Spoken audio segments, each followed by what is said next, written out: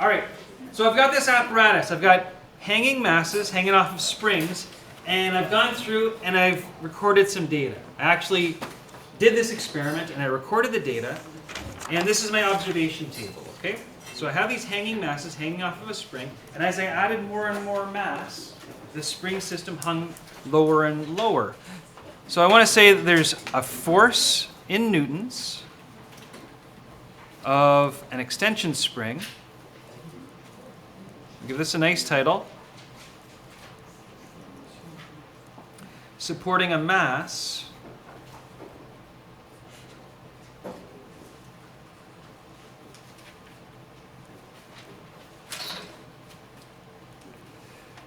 versus distortion magnitude.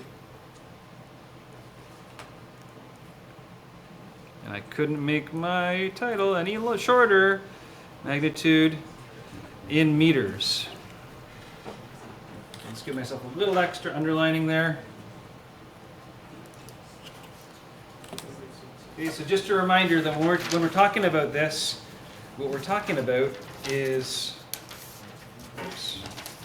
we're talking about hanging a mass, well, hanging a succession of masses, I guess I could say, a succession of masses off of a spring so that the mass hangs lower and lower and lower, right, as this diagram shows.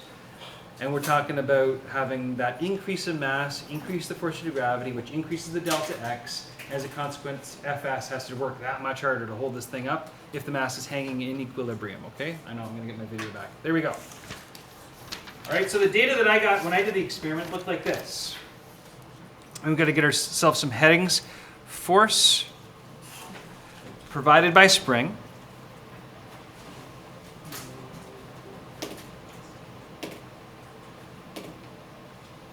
And the variable is Fs, measured in units of newtons. And spring distortion.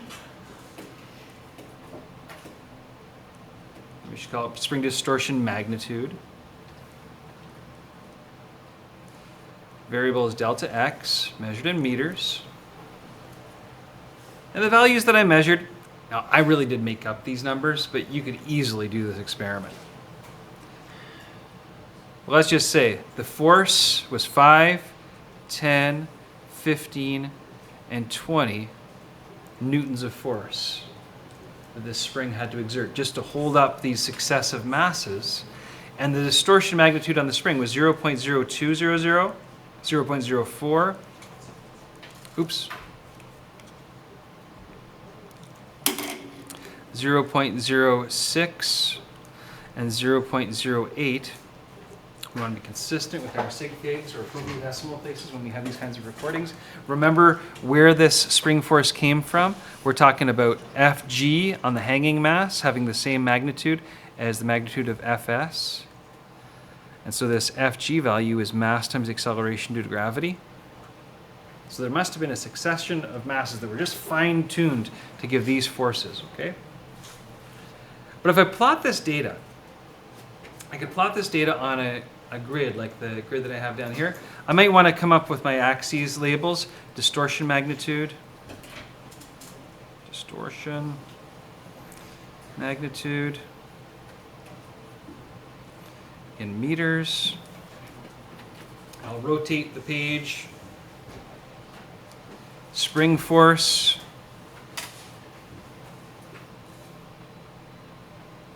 Oh, you know what I forgot? I'm going to call it newtons, but I forgot to label it also with the algebraic symbol. So it should be spring force, comma, Fs, and distortion magnitude, comma, delta x. So I guess I'm not as formal as I wanted to be there. But if I'm going to take that data and put it onto this graph, I think I fudged a little bit on my scaling. I think I could have done better. The way that I scale the data, I'll just give it to you. Every 4 squares should be a little tick, because we're going to have to go every 4 squares be 0.01 meters if we're going to fit everything on here.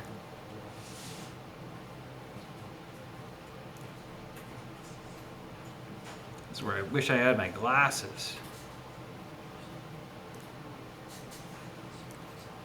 Okay, so 0.02, 0.04, 0.06, 0.08.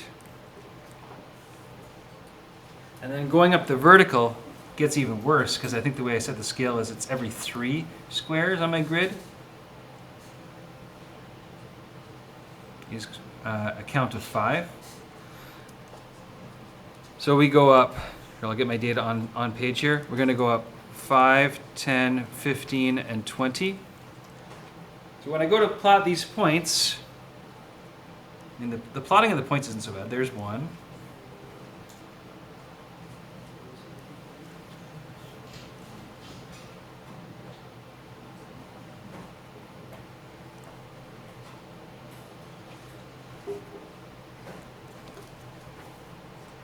And before we tackle this with a line of best fit or anything like that, I want to make a quick little note. Whatever your data looks like, please don't force your line of best fit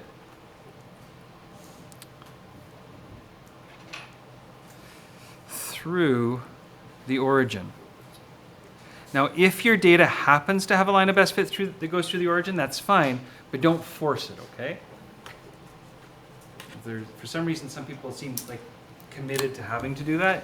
In this case, though, as I put my ruler there, can you guys see that the line of best fit really will go through the origin? And so I make this comment, but I also make the comment, it's not a sin if it does, okay? It's okay if it goes through the origin, as long as the data really does do that, okay? And this data really does do that. It seems to go through the origin. Now, as I look at this line of best fit, the next thing that people always like to do is find the slope, right?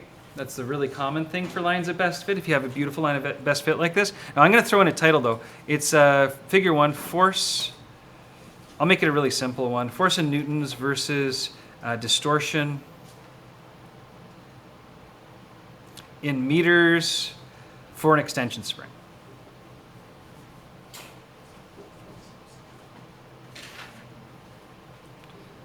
Okay, so I don't want to be too hung up on formal titles just now because I want to move on to this other thing. I want to think about how to deal with the slope. And really the rule is, maybe I'll just like make a little note here, make sure that the 2 points for the right triangle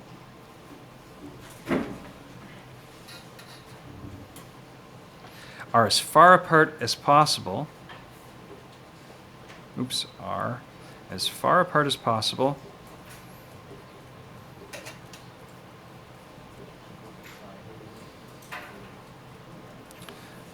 but on the line. Okay, so 2 important bits. Yes, sir? Did I say rate or rate? Rate. Rate triangle. So when we talk about the rate triangle, we want them to be as far apart as possible and on the line, because that's going to give us the best outcome in terms of calculating our rate triangle's slope. So I'm just going to choose these 2 points because they happen to be real data that happens to be on the line and they happen to be far apart from each other. But if I was going to do this rate triangle, I could talk about the rise over run for this rate triangle.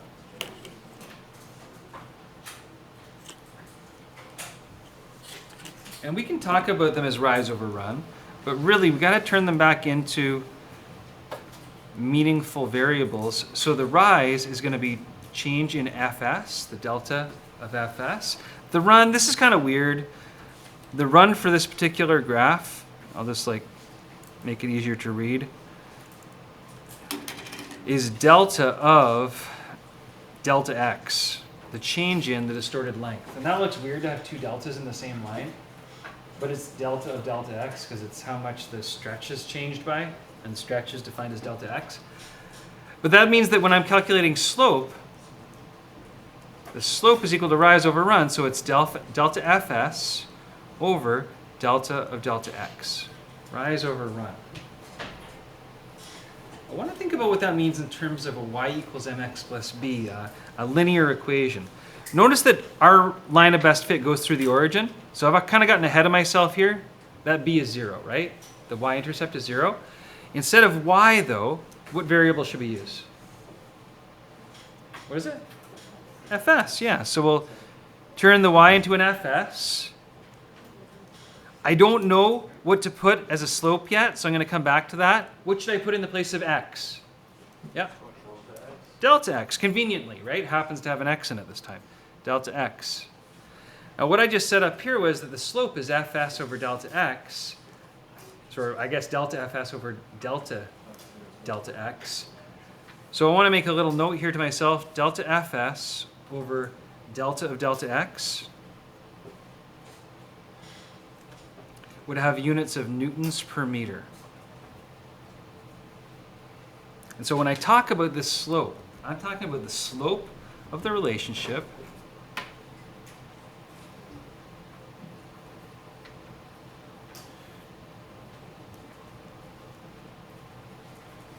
and that slope of the relationship is written not as an m for slope, but as k. So I'm going to put a k in just a second. And units are newtons per meter. Newtons per meter.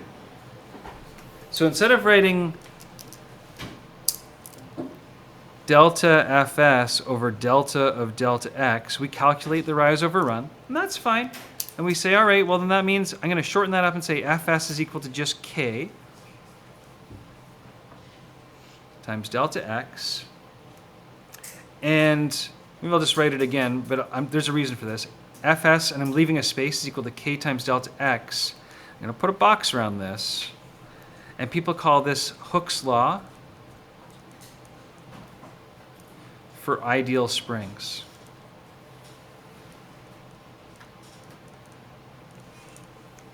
And that k,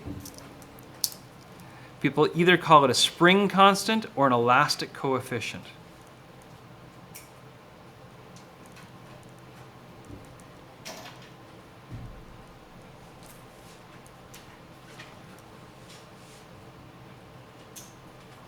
That spring constant, or that elastic coefficient, is going to be specific to that particular spring. Now the other thing that people do, and I think this is a little bit weird, but because that spring force always acts against somebody trying to distort the spring, they throw a little negative sign in front as a reminder that the spring force is always going to work against you. I think that's a little bit silly, honestly, but I'm not going to argue with like all the textbooks. I mean, it doesn't make sense that it should be negative because you guys can see the slope is positive, right? So making it negative mathematically doesn't make a lot of sense. It really is just there to remind us that spring force is always working against us. If you like, it's not really there. The truest form of the formula is this first one, but people always throw a negative sign in front just to remind the reader.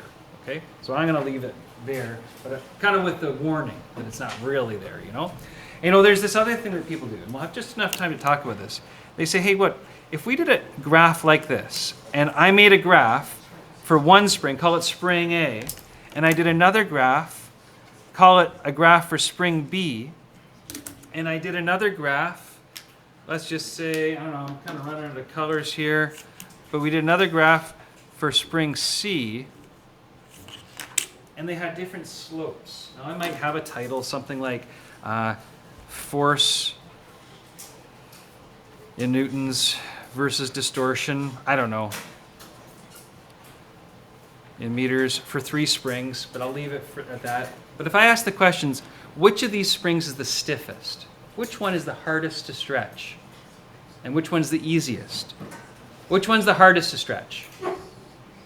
Hands in the air. How many people think A is the hardest to stretch? 1, 2, 3. How many people think B is the hardest to stretch? Nobody. How many think C is the hardest to stretch? 1, 2, 3, 4, 5, 6, 7, 8, 9, 10, 11, 12. All right. So this is a good example of why democracy isn't always the best path. Look at this. Didn't they all get stretched the same amount? That's how much they all get stretched, right? Which one took the most force to do it? A. A is the hardest one to stretch. In other words, A is the most stiff. C is the easiest to stretch.